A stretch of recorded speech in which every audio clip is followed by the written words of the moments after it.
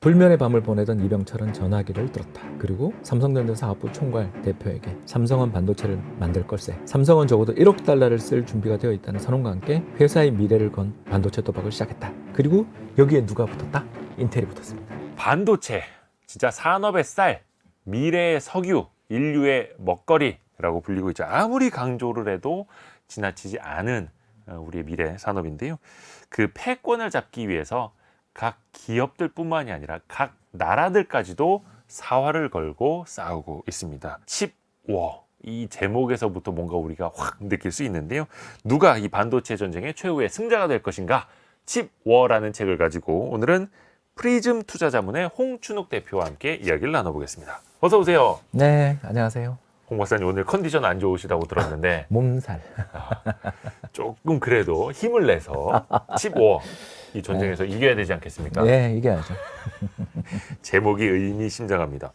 특히 우리 홍춘욱 박사님이 칩워에 대한 이 책에 대한 칭찬을 굉장히 많이 하신다고 들었어요. 오늘 별책부록에 이 책을 들고 나오신 이유부터 들어볼까요? 인생책이죠. 인생책이에요? 네. 그 정도예요? 예, 뭐 이야. 총균쇠급. 10년 전에 총균쇠 읽었을 때 저 사학과 출신이잖아요. 역사과 출신인데 역사과 출신으로서 평생의 고민이 뭐였냐면 왜 우리나라는 일본에 지배를 받았고 또 지금 역전했나 그런 거 있지 않습니까? 그게 인생의 고민들이잖아요. 네네네. 역사과 간 사람들이 하나씩 가지고 가죠. 예. 가서 못 푸는 고민이지만 그 단초를 좀 총균쇠에서 우리가 많이 알게 되잖아요. 그렇죠. 서양인 당신들은 어떻게 해서 이런 화물을 가져오게 됐습니까? 우리는 왜 못 만들죠? 라는 그 얄리라는 그 원주민의 이야기를 답변하기 위해서 평생을 통해서 쓴 책이잖아요. 네. 그 책 한 권에 녹아있는 제레드 다이아몬드 교수님의 어떤 뭐랄까 일생에 걸친 고민? 그게 총균쇠였다면? 네, 물론 이제 최근에 엄청나게 반박을 받고 있는 책이지만 원래 학계는 그래요.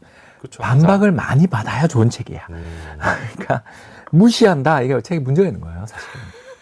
안 팔렸구나. 네.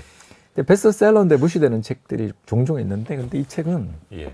이 지금 제가 접어놓은 거 보십시오. 이 한 700페이지 정도 네, 그 되는 정도인데 책이죠. 이제 예. 근데 이 근데 이 칩워라는 책은, 책이 정말 좋은 책이고 사실 저도 반도체 어떤 기술, 어떤 산업 지형, 경쟁 구도에 대한 책은 몇 권 봤습니다만 이 책은 역사서 약간 무협지 느낌이 나는 굉장히 특이한 책이더라고요. 내가 아까 하려고 준비했던 걸 홀라당 가져가서 했는데. 그래서 이 책을 보신 분들이 무협지라는 표현을 많이 쓰시더라고요. 일단 이 사람의 글빨이 일단 글빨. 그래서 뭐 하는 사람인가 봤더니 하버드 대학교에서 역사학 박사더라고요. 크리스 밀러. 예. 크리스 밀러가 국제사를 가르치는 교수이기도 교수신데 이 사람이 또 그 사회주의권 공부를 열심히 하신 분이에요. 그래서 푸틴노믹스라고 푸틴이 러시아를 살릴 것이냐 아니다 이렇게 이야기하는 지금 우크라이나에서 벌어지고 있는 전 망신을 어떻게 보면 예측한 책이죠. 그런 것들을 낸 사람이에요. 그러니까 이 책은 어떻게 보면 좋은 참고서죠. 이게 어떤 참고서냐면 우리가 잘 모르는 걸 내러티브를 통해 알면 이게 금방 기억이 돼요. 뭔가 스토리 같은 그렇죠. 걸로. 그러니까 예를 들어서 저 바위 뒤를 돌아가면은 저 뒤에 호랑이가 있으니까 조심해. 우리 이렇게 얘기하면 잘 기억을 못해요. 근데 네. 호랑이 신이 저쪽 금음달이 될 때마다 저기 강림해서 음기를 다 빨아먹고 시체만 남는다더라. 이러면 부르르 떨 거 아니에요. 여름밤에. 네네. 그러니까 우리가 가지고 있는 전래 동화라든가 그 수많은 거 이야기 스토리들, 선정적인 이야기 스토리 뒤에는 그 지식을 어떻게 효과적으로 잘 전달하기 위한 명망 높은 노인들의 지혜들이 들어있다고 보통 이야기를 하잖아요. 그래서 주인공들 보면 애기 아니면 할머니, 네. 할아버지죠. 그러니까 전 근대 사회에 살아남았다는 자체가 50 넘었다는 자체가 이 사람은 굉장히 특별한 재주를 가지고 있는 사람이잖아요. 평균 연령 기대 수명 25세인 세상에서 2배를 살거나 3배를 살았다. 이 사람은 뭔가를 갖고 있는 사람인 거잖아요. 그런 사람들이 밑에 있는 손주 손녀들한테 너네 아빠가 내 말 안 듣다가 그 꼴을 당했다라는 걸 어떻게 효과적으로 잘 일러줄 것인가를 고민한 게 전래 동화이고 스토리인 거죠. 네. 근데 이 사람은 역사학자니까 그 우리가 잘 모르는 되게 어려워 보이는 용어들을 이걸로 되게 잘 녹인, 그러니까 완전히 그냥 초절 기교의 거의 거무왕 정도 되는 사람이 지금 이번에 책을 쓴 거죠. 그러니까 반도체가 최초에 어떻게 탄생했느냐, 누구에 의해서 탄생을 했고 어떻게 어떤 경쟁을 거쳐서 발전해 왔는지를 입체적으로 그리고 전문 용어 쓴 몰라도 책인데 돼요, 이 책은. 뒤에 근데 다 나오니까. 전문 용어. 근데 몇 가지만 좀 짚어주시면 더 좋을 것 같아요. 왜냐하면 많은 분들이 좀 이해를 하십사 도와드리려면. 뭐 제가 이해한 한도 내에서 물어보세요. 우선은 그 반도체 종류도 헷갈리시는 분들이 많은데 네. 우리나라 입장에서는 사실 반도체는 다 메모리 반도체, D램 그렇죠. 이렇게 인식하잖아요. 맞습니다. 근데 사실 그게 아니죠. 예, 단기 저장 장치에 해당되는 메모리 반도체는 전체 반도체 업계의 한 3분의 1 예. 정도이고 사실 나머지는 전부 다 이제 시스템 로직 또는 시스템 반도체들이고요. 그 중에서 가장 유명한 게 인텔 인사이드, 프로세서라고 하는 거. CPU 네. 그리고 스마트폰에서는 AP, 어플리케이션 프로세서라는 것이 가장 중요하고요. 네. 근데 이거 말고도 굉장히 많은 반도체들이 존재하는데 그 외에 두 가지를 더 말씀을 드리자면 최근에 우리가 해외에서 수입하는데 자동차 수입할 때 되게 기다렸던 거 기억나세요? 네. 이게 왜 그러냐면 그 안에 들어가 있는 자동차용 반도체 1000개 정도, 차 한 대에 1000개 들어가는데 그 1000개를 만들어내는 공장이 어디냐면 말레이시아랑 중국, 일본 이런 데 있는데 여기가 코로나 때문에 봉쇄되는 바람에 이런 일이 벌어졌거든요. 그렇죠. 가장 대표적인 반도체, 제가 쉬운 거 하나만 딱 말씀을 드리자면 네.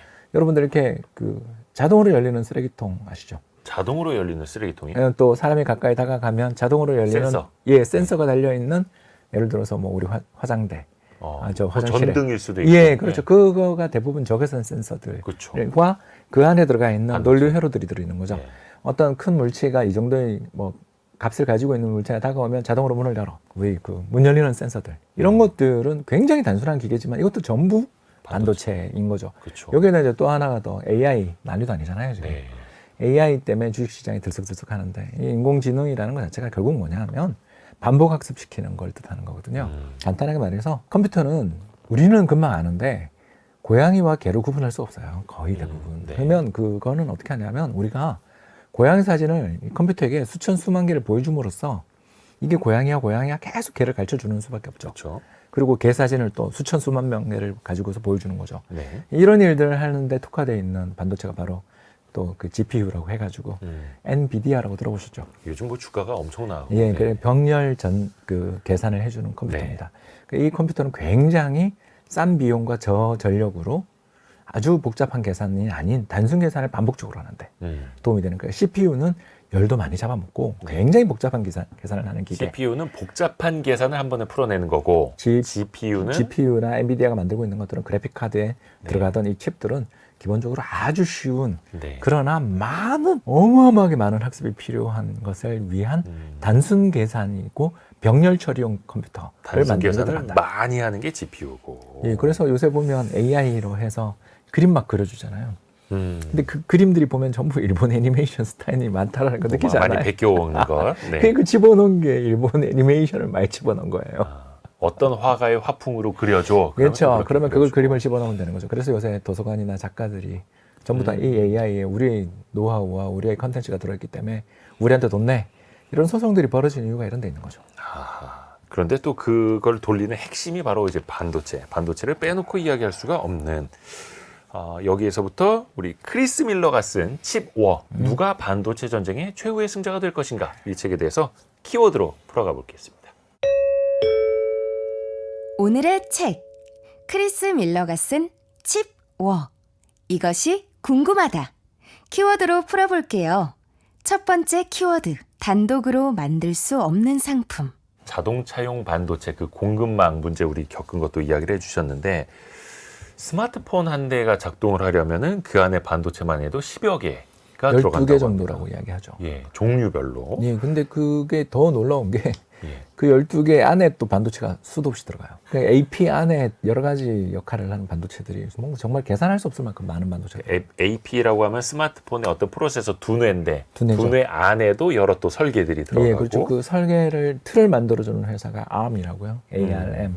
기초 예, 그 바로 일본의 손정희 소프트뱅크가 투자를 소프트뱅크가 한. 가지고 있는 그 회사고 이 회사 이제 IPO가 되면 또 난리 나겠죠. 근데 여기서도 우리가 이야기를 한 게 키워드는 단독으로 만들 수 없는 상품이다. 그러니까 ARM의 어떤 설계도 필요한 거고 그렇죠. 사실 아이폰을 만드는 애플은 M1 칩이라든지 그렇죠. 뭐 A 시리즈의 어떤 자기들이 다 칩 만듭니다. 설계를 하는데 제조는 또 안 하죠. TSMC가 합니다. TSMC에 예, 처음에는 삼성전자가 했고요. 아주 극초반에 삼성전자가 했는데 삼성전자가 스마트폰 시장에서 1등이잖아요. 예. 그러니까 영업이익은 애플, 물량은 삼성전자가 되니까 경쟁자를 키웠구나 라면서 삼성전자를 끊고 초기, 그러니까 2006년, 7년 나올 때는 삼성전자가 칩을 만들었고요. 그걸 지금 최근에는 대만의 TSMC가. 예, 모리스 창이라는 전설적인 사나이 이야기 오늘 계속 나올 텐데요. 네. 우리나라의 이병철 회장님의 정조영 회장님에다가 기술자 하나를 더 붙인 것 같은 정말 세상에 이런 사람이 존재할까 싶을 정도의 카리스마 넘치는 경영자가 지금 아직 생존해 계시는데 그분이 대만의 TSMC를 만들었죠. 기술에다가 기획에다가 실행력에다가 그쵸, 그 거의 뭐 실행력이 대단하고요. 특히 종합. 나이 75살 넘었는데 그때 2008년 글로벌 금융위기 때 자기가 뽑았던 후계자가 경영을 잘못하니까 바로 스톱시키고 그 카리스마를 이용해서 그 불황에 또 한 번 뛰어들어서 직접 경영에 나선 뭐 노익장의 사나이고요. 모리스 창이라는 예. TSMC의 그리고 창업자. 뭐 이병철 회장이 만든 삼성전자는 또 낸드 플래시 메모리나 또는 그 안에 들어가게 그렇죠. 되면 보존 디램 이런 거 전부 다 여기 다 넣고 네. 여기에 또 배터리는 또 딴 데서 와이파이 뭐 이런 거 그 통신만 연결 오디오 카메라는 또 딴 데잖아요. 아, 네, 그렇죠. 예, 이걸 만들어내는데 뭐 어마어마한 나라들이 전부 다 사실 저희가 아이폰 만들어요 라고 이야기할 수 있는 회사들이 전 세계 수백 개 수천 개가 있다는 거죠. 그래서 어느 기업 혼자 독단적으로 만들 수가 없는 게 바로 이 반도체 산업이기도 하고, 근데 이 크리스 밀러라는 저자가 책에서 이렇게 표현을 합니다. 실리콘밸리, 그 공급망에 깊숙하게 파고든 나라, 깊숙하게 파고든 기업이 성공했다. 네. 그러면 반도체라는 것과 실리콘밸리 어떤 접점이 있는지도 좀 설명 부탁드립니다. 엄마죠. 엄마? 반도체 엄마. 거기서 태어난. 네, 태어난 저희는 그 옛날 유럽을 비교하자면 빅토리아 여왕님의 모든 자손들이 유럽 왕가의 왕가를 구성한 것처럼 그리고 빅토리아 여왕님 살아생전에는 전쟁이 안 났잖아요. 아, 그래서 제가 좀 이 비유가 맞는지 모르지만 우린 전부 실리콘밸리의 자손들인 거죠. 그리고 그 자손인데 원래 그렇지만 그 목의 혈통이 발현된 그리고 그쪽에 기술의 용합처들이 세 가지 정도를 가지고 있는데 첫 번째를 뭘 가지고 있냐면 당연한 이야기지만 원천 기술을 가지고 있고요. 두 번째는 또 뭐 가지고 있겠어요? 어마어마한 네트워크 있겠죠. 네, 네, 네. 사람들, 그 오랫동안 경험을 가지고 있는 네트워크를 가지고 있는 사람이 있고요. 마지막 세 번째 또 뭐가 있냐면 거기 돈이 있어요. 실리콘밸리를 그 쥐고 흔드는 그 수많은 벤처 캐피탈들을 우리는 다 알고 있잖아요. 그렇죠. 그래서 기술도 가지고 있지, 사람 인적 네트워크도 어마어마하지, 거기다가 돈도 확보되어 있는 그 실리콘밸리랑 떨어져서 반도체 개발을 못한다라는 걸 가장 잘 보여준 예가 바로 구소련. 또 90년 이전에 소련이 사실상 우리가 되게 소련의 군사 전력을 과대평가했잖아요. 물론 이제 그때 아프가니스탄 전쟁에서 그렇게 박살나는 걸 봤지만 우리가 지금까지 계속 소련에 대해서 또는 지금의 이제 러시아에 대해서 과대평가한 이유는 핵무기도 핵무기지만 재래 군사력 전력이 어마어마하다는 걸 알고 있었잖아요. 그런데 그 환상이 1990년 걸프전에서 그리고 이후의 전쟁에서 다 깨졌잖아요. 네. 왜 깨졌나? 반도체거든요. 첨단 기술. 그렇죠. 그 첨단 유도해서 특히 크루즈 미사일, 그죠? 지상을 아주 낮게 움직이면서 이렇게 지형 지물을 피해서 목적지를 향해서 가게 되면 격추시킬 방법이 없잖아요. 네네. 그렇잖아요. 공중에 붕 떠서 가면 잡을 수가 있는데 바닥에 착 붙어서 간단 말입니다. 그 수많은 지형 지물들을 파악하려면 GPS도 있어야 될 것이고 그 안에 들어가는 수많은 연산 기억 장치들이 필요한데 이걸 만들어내기 위해서는 뭐가 필요해요? 아까 이야기했죠, 세 가지. 이 문제에 개입해가지고 전부 다 돈 될 사람들, 국방부가 돈을 냈을 거고, 그 다음에 이 일을 할 사람들, 요거 잘하는 사람 누구야? 프린스턴 대학교에 누구? 이거 잘하는 사람 어디야? 대만에 모리스 창 밑에 똑똑한 사람 있어요. 뭐 이렇게 해서 만들어낸 거란 말이에요. 네. 근데 얼마나 많은 소련의 스파이들이 이 실리콘밸리에 침투해가지고 빼가려고. 수많은 설계도를 가져갔거든요, 사실은. 아, 가져갔어요? 성공하죠. 그 러시아 스파이를 누가 당해요? 그 러시아 스파이들이 어마어마한 노하우를 빼돌렸는데 결국 러시아가 새 출발하고 지금까지도 아시는 것처럼 반도체를 못 만들잖아요. 설계도만 있다고 해서 만들 수가 없어요. 만들 수가 없어요. 그게 뭐냐면 수많은 사람들과 기업들과 그 네트워크들과 노하우가 녹아있는 최고의 집약체가 반도체인데 그렇죠, 그렇죠. 그거 혼자서는 못하는 거고 한 나라 혼자서는 못하는 거죠. 이걸 이해하면 반도체 전쟁을 이해할 수가 있습니다. 그런데 현재 이 반도체 전쟁에서 특히 생산 부문에서 압도적인 1등이 바로 대만의 TSMC. 앞에서 우리가 모리스 창이라는 TSMC 창업자도 잠깐 이야기를 했습니다만 삼성전자가 아무리 뭐 메모리 반도체는 1등이어도 파운드리, 즉 반도체 생산 부문에서는 거의 지금 뭐 TSMC의 점유율 절반도 못 따라가고 있죠. 절반이 뭡니까? 네. 거의 10% TSMC는 네, 절대 과반 50%에 이상. 육박한데 삼성은 한 10%대 후반, 20%를 못 넘고 있고 왜 이렇게 TSMC가 특출나다라고 볼 수 있을까요? 두 가지 차이가 있는데요. 첫 번째는 모리스 창. 창업자. 이 사람을 빼고 이야기할 수 없는데 이 사람이 이제 1970년대 50년 전 텍사스 인스트루먼트의 이제 최고 기술자였습니다. 기술자였죠. 이때 이 사람이 한 번도 중국 그 대만에 가본 적이 없는 사람이에요. 이름만 창입니다. 그러니까 중국에서 태어나서 어릴 때 그 공산화 될 때 탈출한 일종의 좀 지식인 가족의 출신이고요. 네. 이 사람은 1968년인가 처음 대만 갔던 사람이에요. 대만 사람 아닙니다. 이걸 잘 모르시는 분이 많은데, 네, 근데 이 사람이 이제 어떤 사람이었냐면 텍사스 인스트루먼트의 3명의 천재 중에 한 사람으로 들어갈 정도로 특히 공정 기술 관리에서는 세계 넘버원이고, 네. 이 사람이 이제 싱가포르에 처음 투자를 했던 인텔을 비롯한 그 수많은 그 미국의 기업들이 반도체를 생산함에 있어서 끊임없이 가격 경쟁을 벌여야 되는 산업이잖아요. 왜냐하면 매년 가격이 떨어지는 그 유명한 이제 무어의 법칙 때문에 매 2년마다 가격이 반토막 나는 산업을 싸우고 있단 말이에요. 네. 어마어마하게 기술 혁신이 가파르고 가격도 깎아주는 산업에서 공정관리의 중요성을 깨달은 사람이 이 사람인데, 이 사람이 그때 텍사스 인스트루먼트에서 뭐라고 이야기하냐면 76년에 비즈니스 모델을 이렇게 얘기하는 거죠. 이게 CPU들이 엄청나게 발달하고 있으니까 이제 네. 모든 회사가 그걸 전부 다 만들고 그걸 설계하는 건 바보짓이다. 설계하는 애들은 설계에 집중하고 만드는 건 만드는 거에 집중하고 따로. 이런 또 아까도 잠깐 이야기했지만 자동차에 들어가게 되는 그런 또는 우리가 냉장고 문 앞에 섰을 때 자동으로 우리를 인지하는 그런 컴퓨터들처럼 굉장히 단순한 메모리 반도체, 비메모리 반도체들이 많이 필요해지니까 이걸 전문적으로 생산하는 회사들 세상에 생길 거다라는 걸 알아차리고 그걸 계속 이야기를 했는데, 그때 1984년, 85년에 중국의 그 리고딩이라는 저걸로 산업통상자원부 장관이죠. 이 사람이 대만섬 모든 반도체 분야에 대해서 전적인 의사결정권을 제공합니다. 모리스창에게. 그러면서 기업인에게 와서 이 사람이 우리나라에 와서 우리 이대로 가면 중국 때문에 대만은 나라 망한다고 생각을 했던 거예요. 왜? 네. 중국이 78년에 경제를 오픈하고 7년 지났는데 저가 경쟁력은 중국에게 있다는 걸 다 알게 된 거죠. 그래서 저가 경쟁력으로 먹고 살고 있었던 대만 입장에서 이거 큰일 났다라는 걸 느끼고 생존의 경쟁, 특히 국민당 정부 입장에서는 철천지 원수. 그렇다면 중국과 맞서서 우리가 이기기 위해서는 어떻게 해야 되냐? 답이 딱 나왔죠. 자, 첨단 산업. 그러면서 필립스를 끌어들여요. 이 사람의 네트워크죠. 그래서 네덜란드의 필립스를 끌어들인 게 이게 신의 한 수입니다. 왜냐하면 이 필립스의 자회사가 ASML이에요. 세계 최대의 그 반도체 공정 장비 회사. 네, 잠시 후에도 이야기 나오고 있습니다. 이 회사를 끌어들이면서 단방에 투자를 얼마나 하냐면 5,800만 불 정도의 투자를 필립스로부터 받는데 이 지분이 27%. 그러니까 뭐 신의 한 수였다고 하는 이 거래들이 이루어집니다. 그러면서부터 뭐 아무리 적자가 나도 정부가 밀어주는 거죠. 왜? 모리스 창을 데리고 왔다는 자체가 일단 이미 성공이야. 우리로 이야기하자면 누구를 데리고 왔다고 해야 이 사람을 대체할 수 있을지가 상상이 안 가는 정도의 희대의 인재인 거죠. 그러니까 이 사람이 중국 갔으면 중국이 이렇게 됐을 거예요. 근데 대만에 가서 이 사람이 그 네트워크 가지고, 아까 다 했잖아요. 네. 세계 최고의 기술자. 네. 그죠. 원천 기술. 원천 기술. 거기다 네트워크. 네트워크. 이 사람이 이제 자기 후배들 다 데리고 옵니다. 그러니까? 무슨 뭐 중국 사람 중에 똑똑하다는 애들이 있으면 다 데리고 오는 거죠. 그러다 보니까 이제 돈이 따라오는 거죠. 몇천 명이 와요. 투자해주겠다. 몇천 명이 와요. 이 사람이 카리스마가 엄청난 거죠. 거기다 세 번째, 중국 정부가 애국하세요 하면서 재벌들한테 돈을 전부 다 죄송합니다. 삥 뜯어서 여기다 투자를 합니다. 여기에 이제 두 번째 장점이 나오는데, 삼성전자는 엑시노스라는 자기 독자 칩을 설계하죠. 자, 근데 TSMC는 설계 안 하죠. 자, 그러면 여러분 같으면 내가 지금 새로운 AP를 하나 설계를 했는데 누구 맡겨요? 그걸 하지 않는. 그렇죠. 이 업계가 자기 걸 가져가서 얼마든지 새로운 칩을 만들어낼 수 있는 능력을 가지고 있는 회사한테 주겠어요? 아니면 고객의 비밀을 철저히 지켜주는 것이 우리의 사명이고 그걸 포기하는 순간 우리는 삼성한테 져요라고 대놓고 이야기하는 TSMC에 맡기겠어요. 그렇죠. 나를 경쟁사가 아니라 나를 고객사로만 모시는 그렇죠. 곳에 일감을 주겠죠.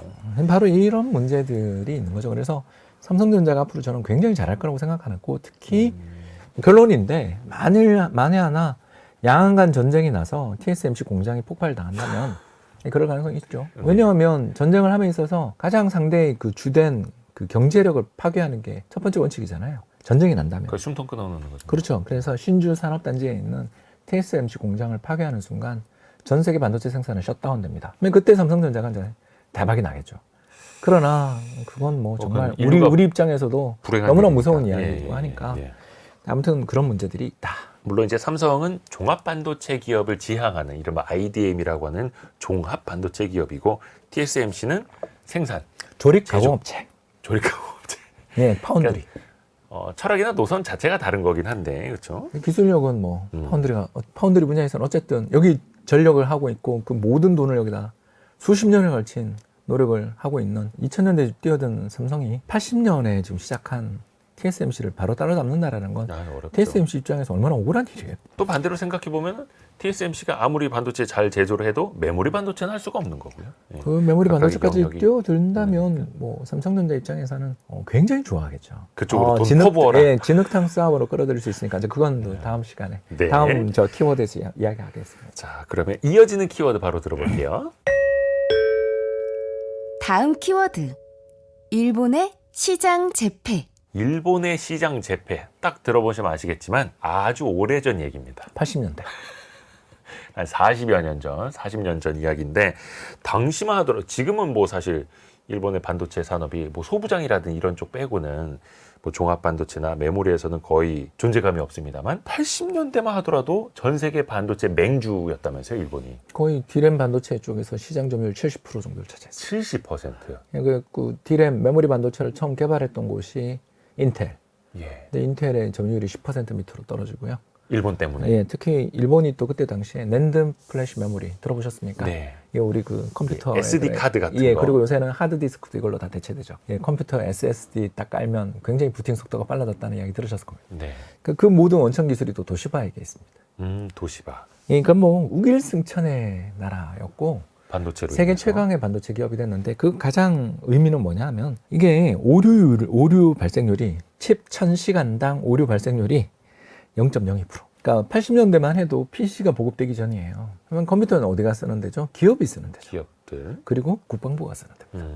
근데 거기에 오류가 나면 어때요? 큰일 나죠. 큰일 나죠. 네. 그런데 인텔이나 뭐 미국의 수많은 기업들은 개발은 되게 잘하는데 공정관리 기술에서 아까 이야기했잖아요. 모리스 창 같은 이 동아시아 계열의 꼼꼼함이 없는 거예요. 그래서 특히 그 장비의 오류 이런 문제들이 굉장히 심했고요. 네. 그래서 미국의 이 그 칩 제조사에서 만든 오류 발생률이 얼마냐면 0.09%. 자, 일본은 0.02, 미국 회사는 0.09. 그러면 이게 어떻게 되는 거예요? 오류 발생률이 엄청 네, 그렇죠. 4배고 그중에 특히 저 밑에 쳐지는 회사는 오류 발생률이 0.26%였대요. 10배. 자, 근데 가격은 일본이 더 싸요. 아하. 왜 그렇죠? 우리 아까 대만이 어떻게 했죠? TSMC.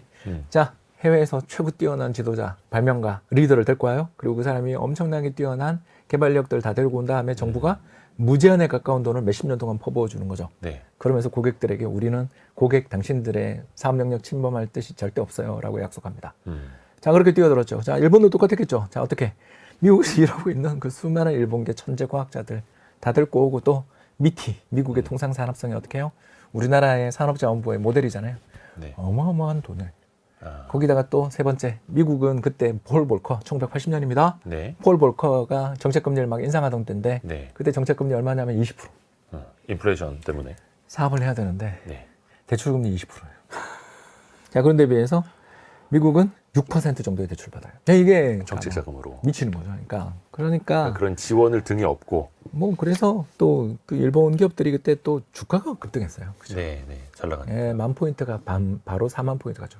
그러니까 막 맨날 증자를 하는 거예요. 그래서 그 증자한 돈을 가지고서 뭐 대표적인 게 이제 어떤 회사 히다치. 벌써 히다치 그러면 오랜만에 들어봅니다. 예, 일본의 그 7개 반도체 회사 중에 네. 리더였죠. 이 히다치가 한 해에 투자하던 돈이 30억 엔, 우리 300억 원 정도 되겠죠. 네. 그게 84년 되면 얼마를 투자를 하게 되면 800억 엔, 8천억. 그때 8천억. 예. 지금 돈 가치로 생각해 보세요.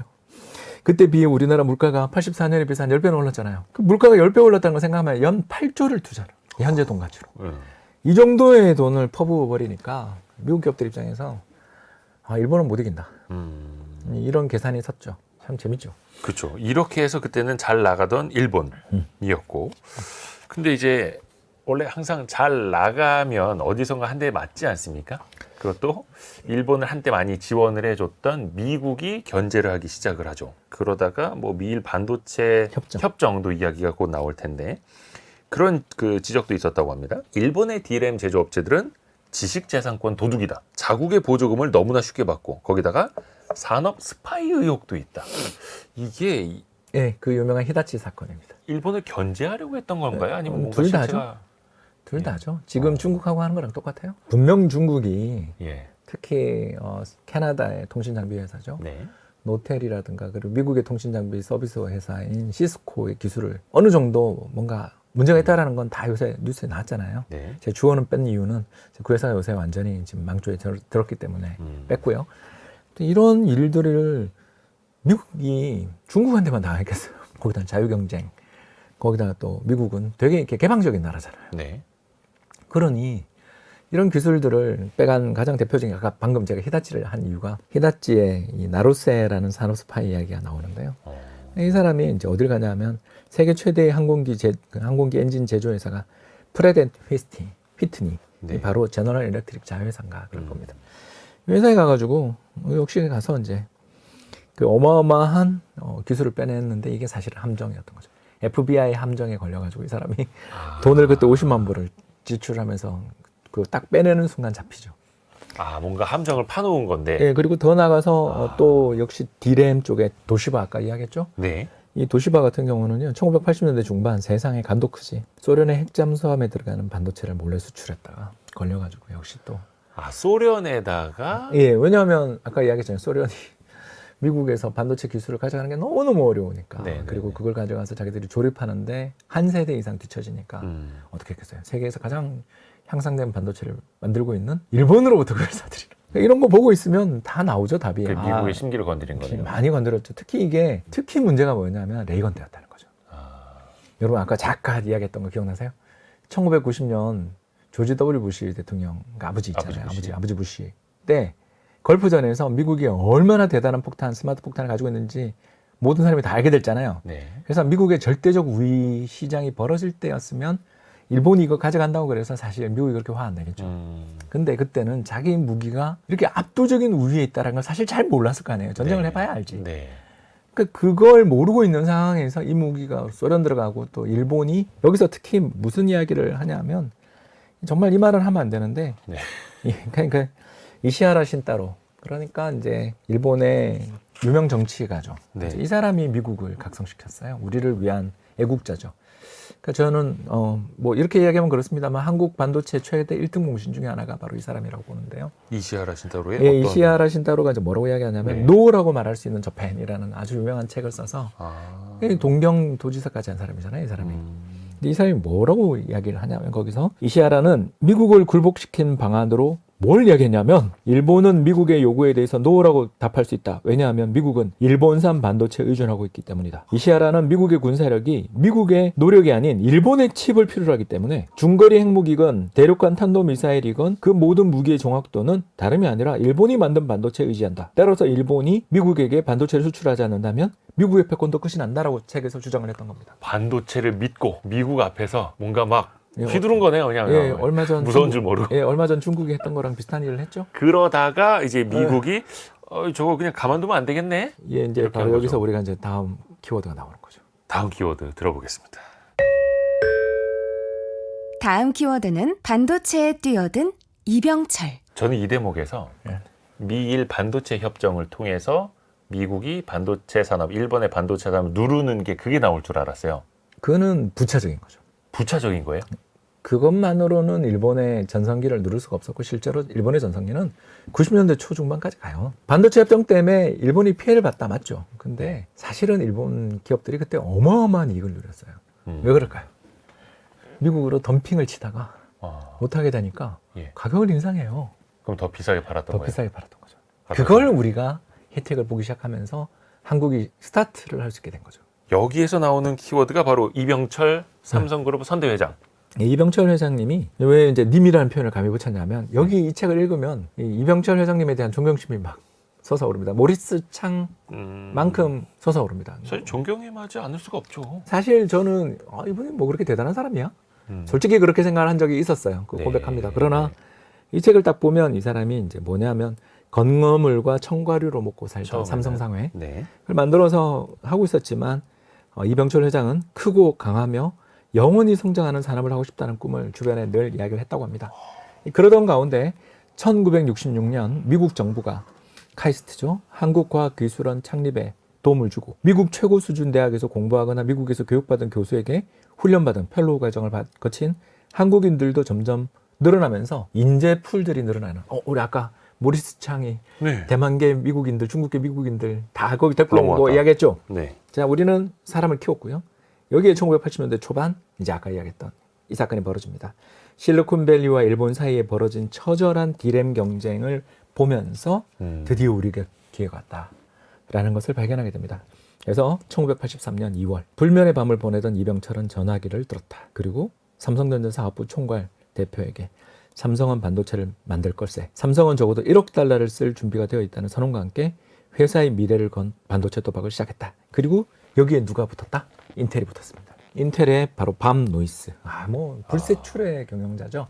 이 사람과 함께 여러 인텔을 만든 3명의 천재 중에 한 사람인데요. 이 밤 노이스는 일찍 죽었습니다. 근데 이 밤 노이스가 그때 했던 유명한 말이 나옵니다. 적은 우리의 친구다. 사실 남들이 봤을 때 우스웠을 거예요.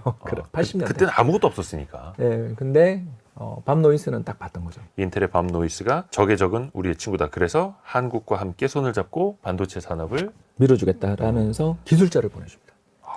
그러니까 공정기술 관리에 있어서는 미국이 좀 못한다 했죠. 대신에 예. 뭐가 돼 있죠? 거기는 원천기술, 원천기술. 네트워크. 그리고 무엇보다 인텔이 그때 PC 시장에 막 진출하면서 IBM PC를 만들기 시작하던 때가 이제 80년대 초중반부터 시작하거든요. 네. 그 초중반에 전환을 하게 되면서 자기들은 D램 시장을 버리잖아요. 이게 굉장히 유명한 앤디 글로버의 결단이라는 유명한 이야기로 나오는데, 그러니까 인텔을 만든 3명의 불세출의 지도자 이름을 이야기하자면 밤 노이스, 이 사람은 천재 기술자. 그리고 무어의 법칙을 만든 고든 무어 박사님 같은 경우는 이 공정 관리에 있어서 세계 천재. 그리고 마지막 제가 방금 말씀드린 앤디 글로브 같은 경우는 경영의 신이라고 불리는 분들입니다. 물론 이제 지금 인텔은 거의 쇠망지에 접어들었지만 네.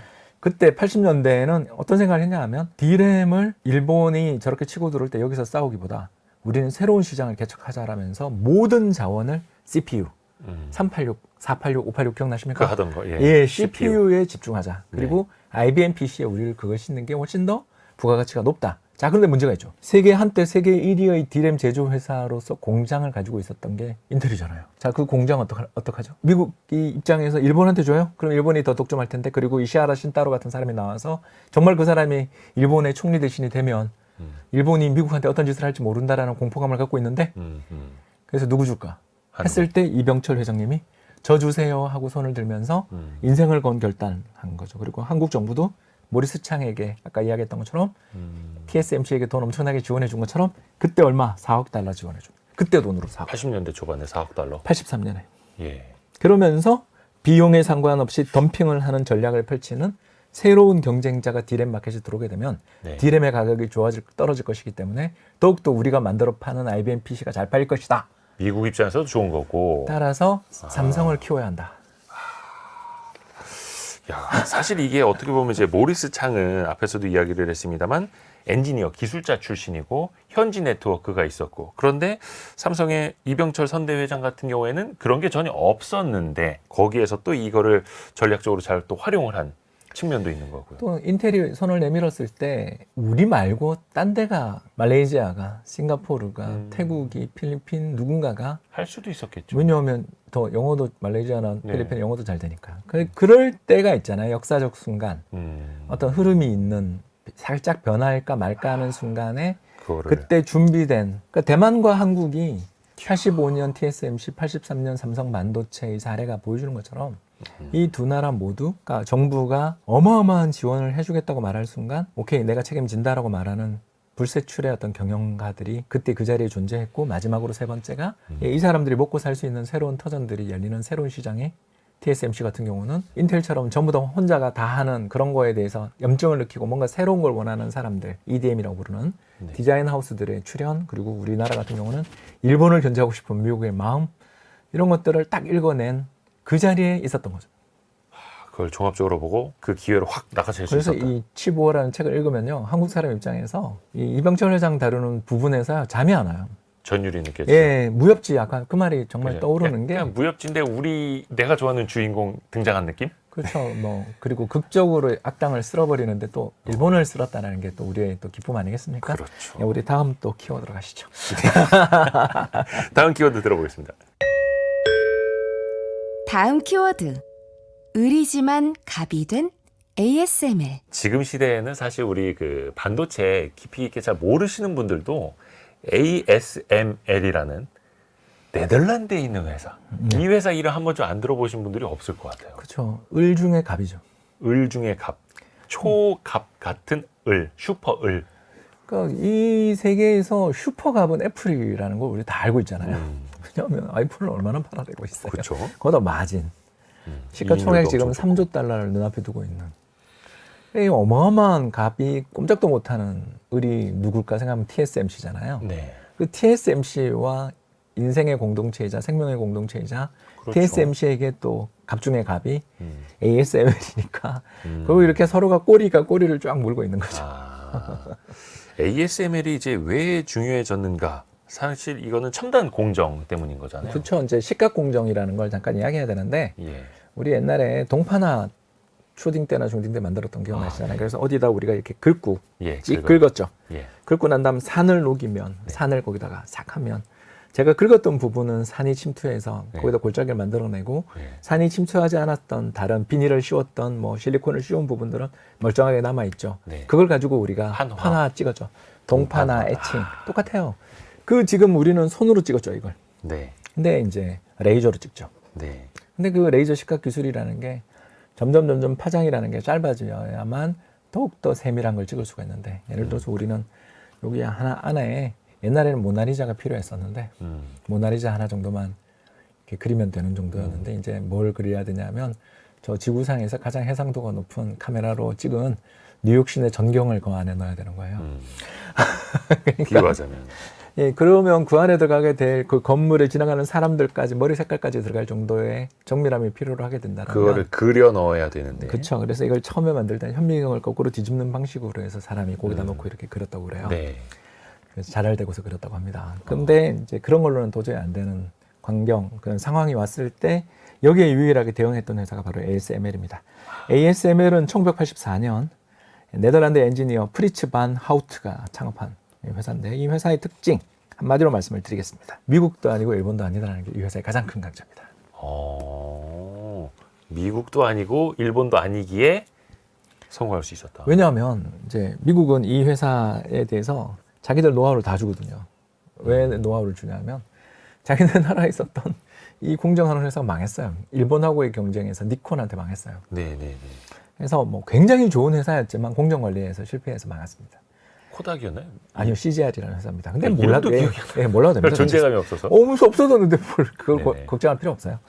자, 근데 이제 이 장비를 만드는 회사가 세계에는 필요한데 니콘이랑 캐논이 잘 나가는 걸 꼴을 보기 싫잖아요.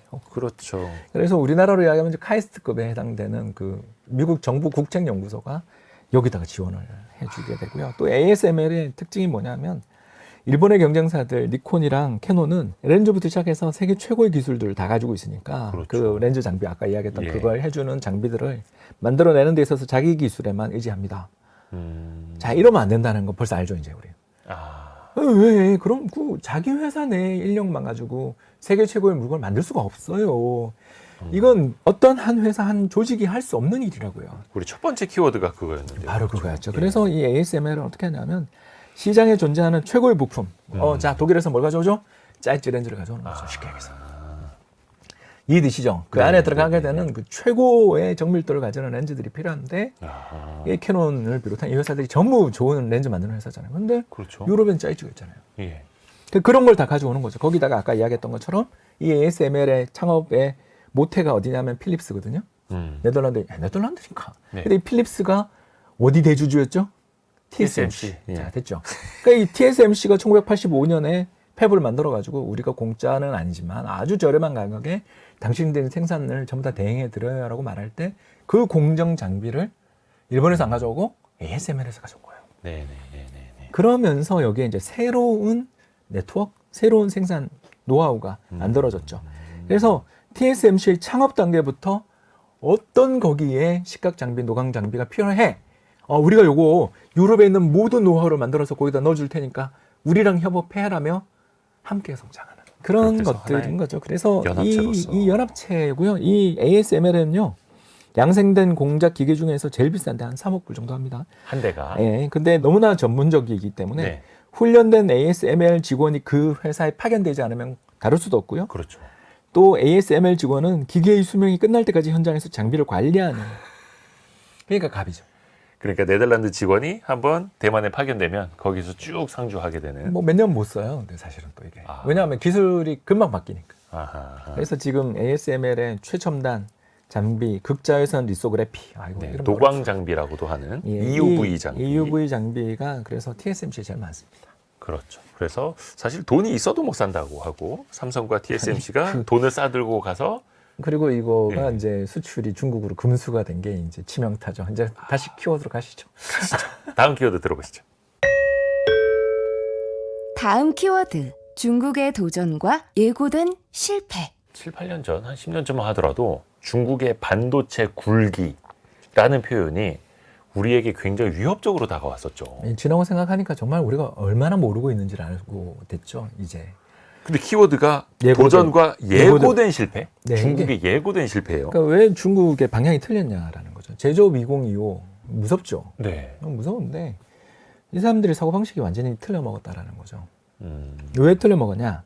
이 바로 이제 그 미국의 연구자들에 따르면 전 세계에서 반도체 부가가치 공급망에서 볼 때 중국 기업 6%, 미국 39%, 한국 16%, 대만 12%. 갑자기 기분이 좋아집니다. 자, 이걸 보는데 여기다가 또 중국이 앞으로 전기차부터 시작해서 수많은 자신들의 미래 먹거리를 AI 특히 그죠? 이걸 생산해 나려면 자기들이 어마어마하게 여기 의지해야 된다는 거 알고 여기다 돈을 많이 지불해야 된다는 걸 알았어요. 네. 자, 그래서 중국은 어떤 생각을 했냐면 두 가지 방법이 있었어요. 첫 번째, 네. 한국이나 대만이 간 길이 있죠. 간단하죠. 미국과 실리콘밸리, 아까 이야기했죠. 모든 기술의 어머니, 실리콘밸리. 그 실리콘밸리가 기술을 줘서 만든 네덜란드의 ASML, 네. 그리고 그 또 일본의 소프트뱅크가 가지고 있는 ARM. 자, 이 모든 플랫폼, 이 모든 기술의 기반을 버리고 새로 할 것인가? 아니면 여기에 들어가서 큰 쉐어를 가지는 대만 정도의 위치나 또는 한국 정도의 위치를 가지는 큰 플레이어가 될 것인가를 선택해야 되는데 네.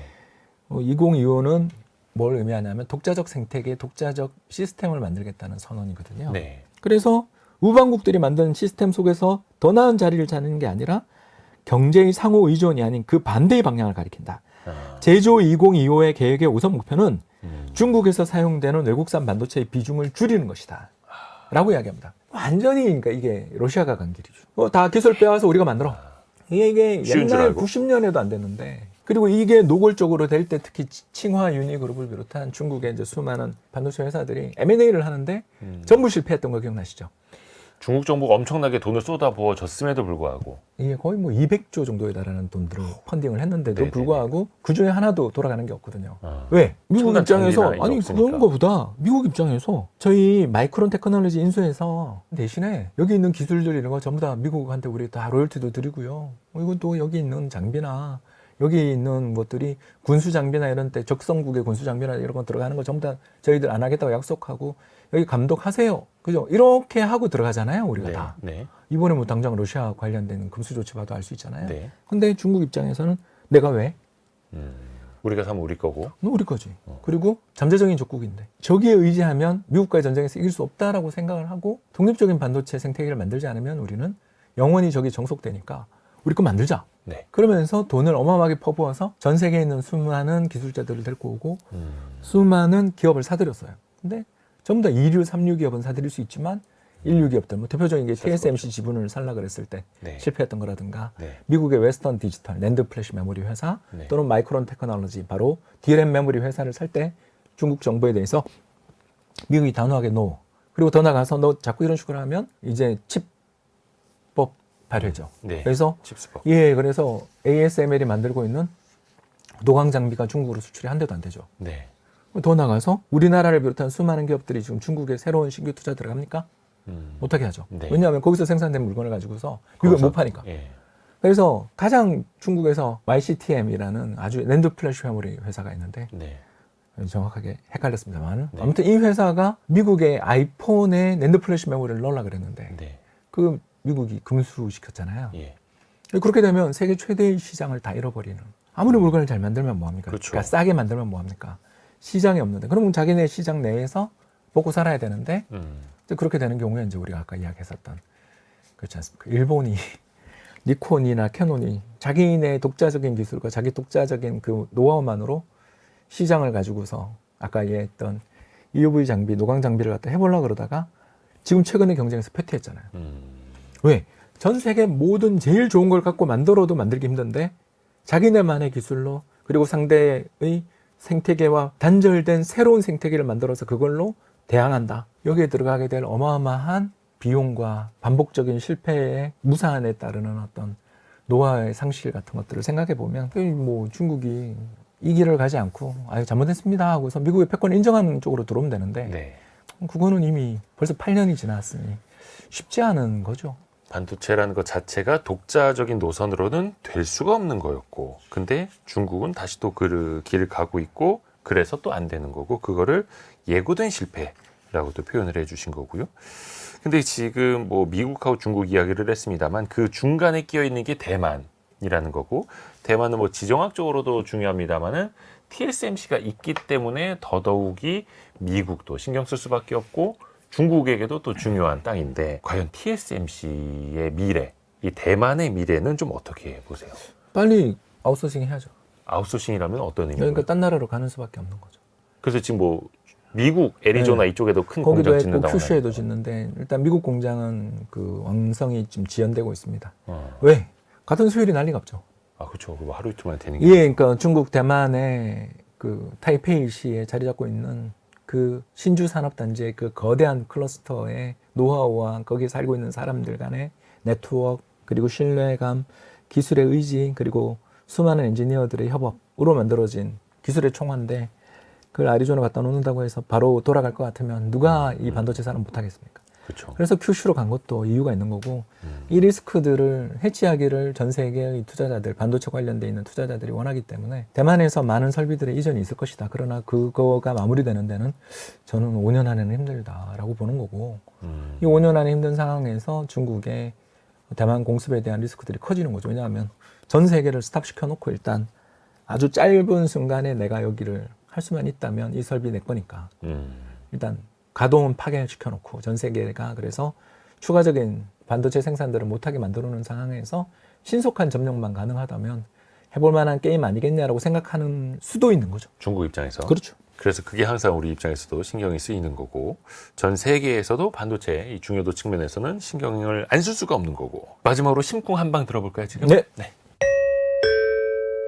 오늘의 심쿵 한방, 칩 월을 관통하는 핵심 구절. 한방에 정리합니다. 중국은 약점을 가지고 있었다. 중국 정부는 실리콘밸리와의 관계를 형성하는 대신 끊어버려야 한다는 의지로 가득 차 있었다. 시진핑은 성체를 공격하라고 외쳤고, 이것은 시장 점유율을 조금 더 끌어올리라는 말이 아니었다. 요 의미도 좀 짧게 좀 설명 부탁드립니다. 네. 상대를 압도하는 전력으로 예. 승리하자는 이야기지 공존하자는 이야기는 여기 하나도 없죠. 음. 결국 우리가 이거를, 이 산업을 우리 걸로 만들고 세계를 제패하고 우리의 기술에 남들을 종속시키겠다 라는 의미로 받아들여지는 문구잖아요. 제조업 2025가 바로 이런 걸 갖고 있고, 그러면서 2016년 한국의 한한령, 그리고 2018년 미중 무역 분쟁으로 이루어지는 이 진행되는 과정들이 중국의 이런 의지가 바뀌지 않는 한, 또는 세계 실리콘밸리를 중심으로 하고 있는 세계의 반도체 생산 클러스터 또는 네트워크가 아예 사라지지 않는 한, 네. 이 갈등은 앞으로 계속될 수밖에 없다. 계속 그리고 이어질 그 수밖에 없다. 패자는 중국이 될 가능성이 높다라는 게 이 책의 결론인 것 같습니다. 정말 대단한 책입니다. 칩워. 누가 반도체 전쟁의 최후 승자가 될 것인가. 혹시 이 책 어떤 분들이 꼭 읽어봤으면 좋을까요? 주식 투자하시는 분들은 필수. 필수고고요. 네. 왜냐하면 이게, 저는 반도체 산업에 주식 투자 올인하지 말라고 늘 이야기하는 사람이에요. 오래 하지 마라. 네. 네, 올인하지 마라. 여기는, 올인. 예, 여기는 되게 어려운 산업이다라는 걸 오늘 느끼셨을 거라고 그렇죠. 생각해요. 사이클도 있고. 이렇게 많은 그 경쟁자와 사업의 구도가 이렇게 바뀌는 산업에 초보자가 뛰어든다. 이건 거의 정말 기름을 지고 불섭에 뛰어드는 꼴이 되는 거고요. 네. 두 번째, 우리 정책 당국자들이 이거 좀 빨리 봤으면 얼마나 좋았을까. 이 책을. 예, 우리가 한때 사실 중국에 대해서 환상을 갖고 있었잖아요. 네. 중국이 우리의 내수시장. 뭐 이런 구호들 기억 안 나세요? 그렇죠. 예, 그랬던 게 2015년 중국이 했었던 이런 말들, 시진핑 주석의 말들, 이런 것들에 대해서 우리는 과연 얼마나 진지하게 받아들이고 있었는가에 대해서 생각을 한번 해보면, 마지막 세 번째, 산업정책 또는 이와 연관되어 있는 또 다른 산업, 그리고 태양광 산업을 중국에게 이렇게 압도적인 힘에서 뺏긴 것처럼 또 다른 전쟁터가 또 보이잖아요. 지금 반도체 말고. 반도체는 이렇게 저는 중국에게 희망이 없다고 보는 쪽이지만 2차 전지는 또 다르겠죠. 그렇죠. 여기 역시 또 하나의 새로운 결전장이잖아요. 그렇죠. 근데 여기서 이런 중국의 의지, 이런 중국의 태도들을 본다면 우리가 앞으로 어떤 태도들을 가져야 되는가? 정말 2016년 한한령 이후에 LG 에너지 솔루션이나 삼성 SDI가 만드는 그 수많은 우리의 2차 전지가 중국 차에 실리지 못하면서 네, 보조금 그 못 시장을 받고. 잃어버렸던 경험들 하면서 중국이 어떤 생각을 가지고 있는지에 대해서 우리가 몸으로 한번 체득했었는데 이 책을 통해 한번 정리된 느낌? 이런 걸 갖게 되는 것 같습니다. 그 반도체 버전이긴 합니다만 사실 이게 반도체에만 국한되는 이야기는 아니고 또 하나의 종합적인 의미를 주는 역사서로 우리가 또 읽어보면 더 좋을 것 같습니다. 오늘은 크리스 밀러의 칩 워를 프리즘 투자자문의 홍춘욱 대표와 함께했습니다. 고맙습니다. 감사합니다. 감사합니다.